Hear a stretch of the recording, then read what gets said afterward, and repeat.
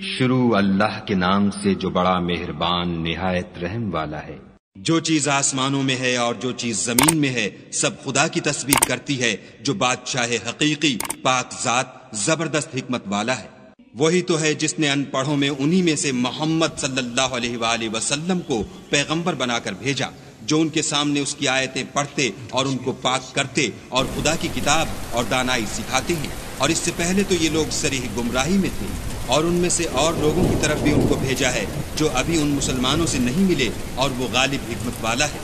یہ خدا کا فضل ہے، جسے چاہتا ہے عطا کرتا ہے، اور خدا بڑے فضل کا مالک ہے۔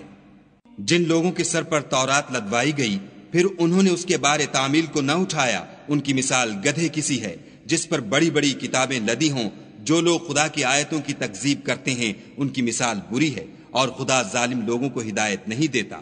کہہ دو کہ اے یہود، اگر تم کو یہ دعویٰ ہو کہ تم ہی خدا کے دوست ہو اور لوگ نہیں، تو اگر تم سچے ہو تو ذرا موت کی آرزو تو کرو، اور یہ ان اعمال کے سبب جو کر چکے ہیں ہرگز اس کی آرزو نہیں کریں گے، اور خدا ظالموں سے خوب واقف ہے۔ کہہ دو کہ موت جس سے تم گریز کرتے ہو وہ تو تمہارے سامنے آ کر رہے گی، پھر تم پوشیدہ اور ظاہر کے جاننے والے خدا کی طرف لوٹائے جاؤ گے، پھر جو کچھ تم کرتے رہے ہو وہ تمہیں سب بتائے گا۔ مومنوں، جب جمعے کے دن نماز کے لیے اذان دی جائے